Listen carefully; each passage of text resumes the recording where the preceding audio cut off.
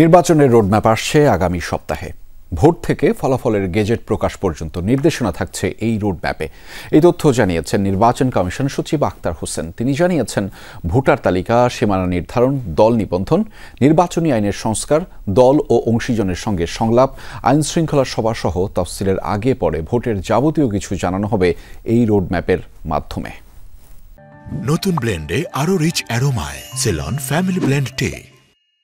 সরকারের পক্ষ থেকে আমি প্রধান নির্বাচন 2026 সালের ফেব্রুয়ারির প্রথমার্ধে রোজার আগে ত্রয়োদশ জাতীয় সংসদ নির্বাচন অনুষ্ঠানের ঘোষণা এরই মধ্যে দিয়েছেন প্রধান উপদেষ্টা ডক্টর মোহাম্মদ ইউনূস। 2026 সালের ফেব্রুয়ারি মাসে জাতীয় নির্বাচন অনুষ্ঠানের আয়োজন করেন। নির্বাচন কমিশনও বলছে, এই সময়সীমা ধরে ভোটের আগে 50 থেকে 60 দিন হাতে রেখে তফসিল দেওয়া হবে।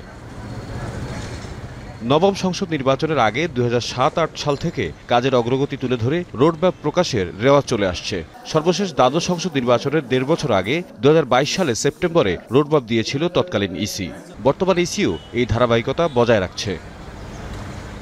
নির্বাচন ভবনে সাংবাদিকদের ইসি সচিব আক্তার আহমেদ জানিয়েছেন, ত্রয়োদশ সংসদ নির্বাচনের রোডম্যাপ আগামী সপ্তাহে। আমরা এটা নিয়ে আলোচনা করেছি এবং আমরা আশা করছি আগামী সপ্তাহে আপনাদেরকে আমাদের নির্বাচনের রোডম্যাপটা দিতে পারবো, সো দ্যাট আপনারা আপনাদের প্রস্তুতি এবং আমাদের প্রস্তুতি সম্পর্কে একটা ভালো ধারণা পাবেন।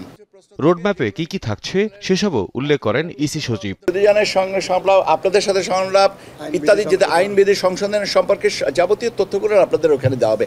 আপনাকে যদি স্পেসিফিক করে বলেন তাহলে আমি বলবো যে এটা আমার প্রতি বোধহয় ঠিক হচ্ছে না। আমি কাজে আপনাদেরকে পরবর্তীতে আবার এসে আপনাদের সাথে কথা বলবো। নির্বাচন কমিশন ফেব্রুয়ারির প্রথমার্ধে ভোট ধরে প্রস্তুতি নিচ্ছে। কর্মপরিকল্পনা চূড়ান্ত করতে 18 আগস্টে এ নিয়ে বৈঠক করার কথা রয়েছে। তাওহিদ মিথুন, যমুনা নিউজ, ঢাকা।